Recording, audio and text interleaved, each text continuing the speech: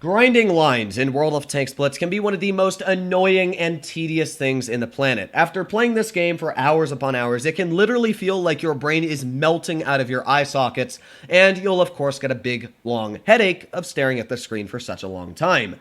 Yeah, playing Blitz for a long time can really be a pain, but sometimes you don't really have a choice when you've got to get that final thing unlocked on your vehicle and then start the grind on the next tank or something else like that. It really can be a pain.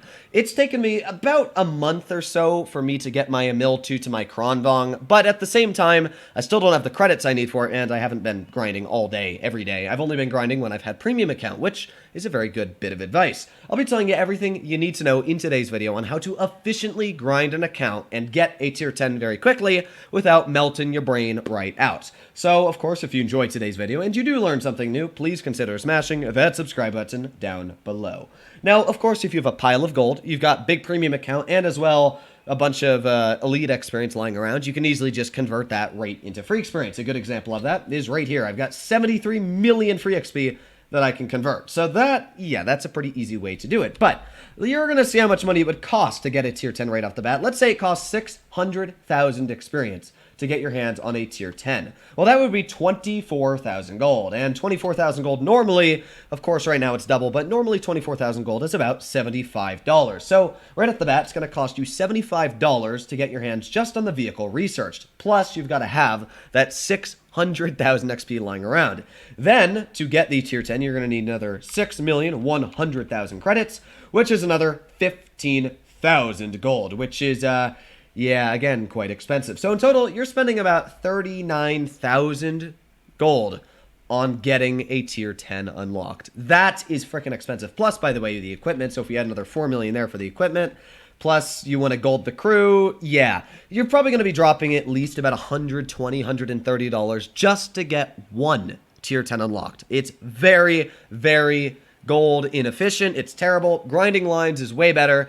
I would highly suggest to do it. I, of course, can't really grind lines anymore because I got so much free XP just lying in my account from playing all day, every day, making videos. But none the least, it still is usually good to grind a line over spending money, and it makes you feel much better. So let's get straight into it and start talking about the big advice. Now, the first thing to talk about is the battle pass. This is the best way to grind.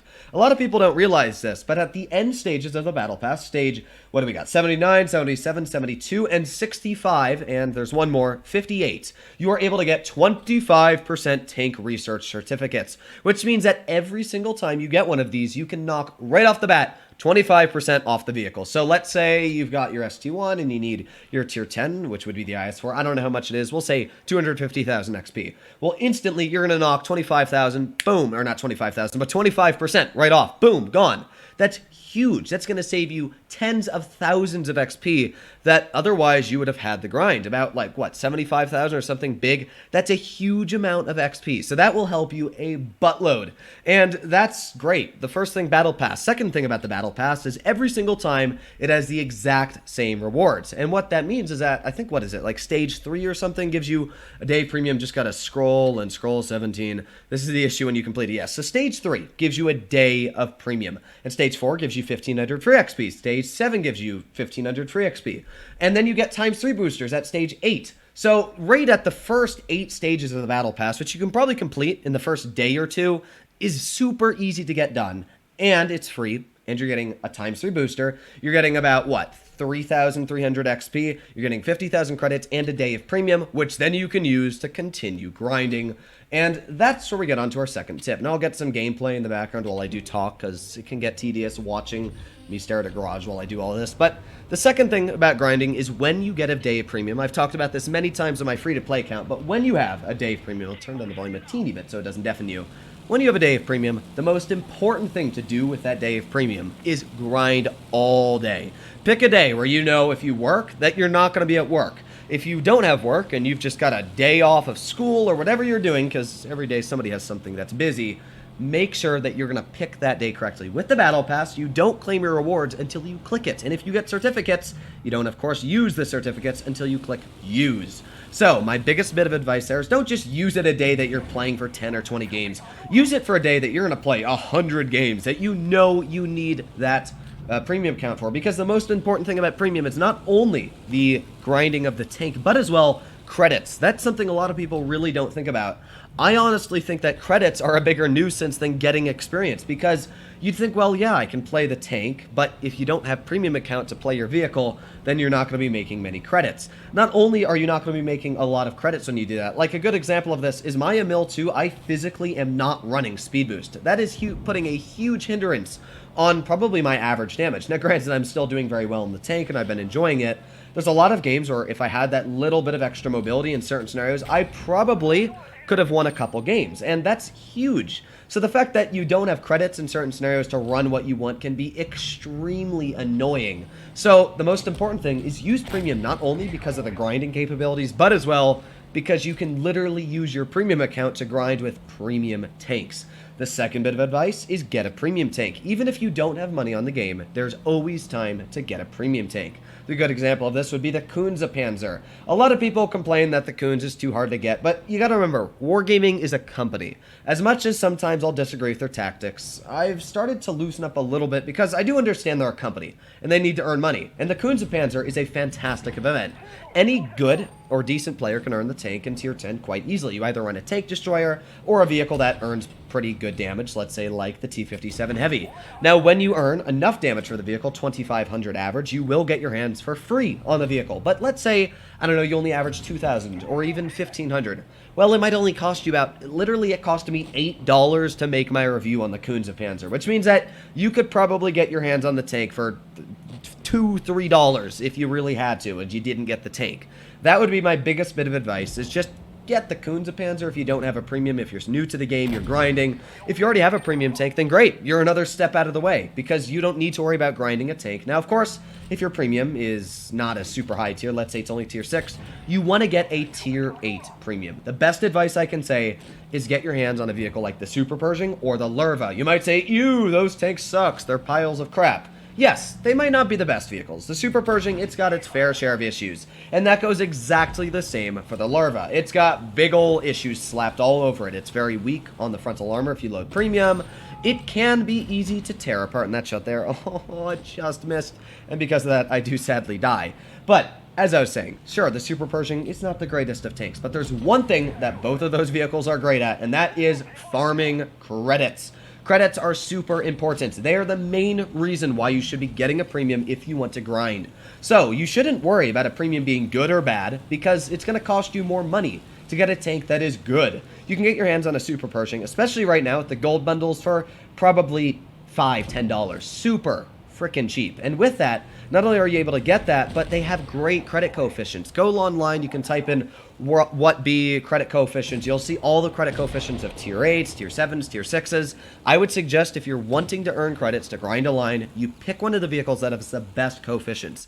Maybe it doesn't have to be the best tank in the game, but if you're grinding, who cares? Credits are way more important than if you're doing great in the vehicle, because honestly, even though the Lerva might not be the best vehicle, if you do a 2,500 victory in that tank and you do a 3,500 victory in another vehicle, you'll probably earn similar to the same amount of credits. This vehicle, actually, that's surprising how many credits I earned that game, not going to lie, in the WZ-120. So that's my advice on, first of all, grinding. If you're going to do that, make sure that you manage your time wisely. The only other bit of advice, which is super duper important, I had to wait until that game was over to start talking about it, is picking which components you want to grind first. Now, it depends on every single vehicle in the game. Certain tanks that are like mediums need mobility, so you might want to go for the engine or the tracks first. But I'm going to do my rules of thumb now on what is super important for each vehicle, because you need to see what the biggest advantages are. So the first thing is the gun. The gun is the most important thing usually on every vehicle. For the ST1, it's definitely the gun. Sure, the mobility is terrible when you're not running that top engine and top tracks. Your traverse speed gets quite a bit worse, but it's not that bad. Like, you can see it's 1.32 worse on the tracks. That's boo-hoo. The engine, sure, your average speed goes down too. Boo-hoo. Again, barely does anything. This gun, though, you're losing 87 millimeters of standard pen, 146 on the premium. That's huge. Your average damage goes down 20. Your heat average damage goes down 20. Your DPM goes down. Your dispersion goes down, or should I say up. Yeah, the everything is just terrible on the stock gun. You clearly want to save free experience up. Instead of using the free XP, and Batchat Begins did this like a stupid man, and he really regretted it. So I would highly suggest that you don't do this. is use this big pile of free XP you got up here and use that just for researching the ST1 or any tank like that. Because if you do that, you're going to be big stupid man, and then you're going to get this tank and be like, oh yeah, I got this tank, and then realize, oh, this is the worst thing I've ever played. It's stock and it's terrible. Like, this thing has no armor when it's stock. So what I would suggest is save your free XP. Wait until you have a pretty decent chunk. That way you can either get the top gun, like this one here. Maybe not the top gun, but this gun's not bad. It's got decent pen. You'll be able to penetrate your opponents. Make sure that you have the XP to get equipment you need. Save that free XP at the top. That is the most important resource in the game, in my opinion. Credits are important. Gold is important, but that free XP, if you're grinding a line, that is like freaking gold. You are wanting to save that and use it on a module that is extremely important, because if you don't, you're going to kind of screw yourself. That's why I actually haven't researched on my alt account for RU with my free-to-play. I have not researched my mill or my Kronvang yet, because I'm actually going to continue grinding with my mill too. First of all, because I know my Kron's going to have a 75% crew when I get it, so that's going to suck. I'm not going to grind my Kroons with that tank, so I'm going to continue grinding with my mill. And what that's going to do is all of that XP I'm getting with my mill is going to go to the Kron. I've got like 80,000 free XP left over, so I can use that free XP I've got left over from the grind, and I can use that on a new line, saving me a huge amount of time. That is how you big brain and you use stonks. Hopefully you learned a thing or two in today's video. If you did, please consider smashing the subscribe button down below. But other than that, stay happy, stay healthy, and I'll be seeing you in the next one. Bye-bye.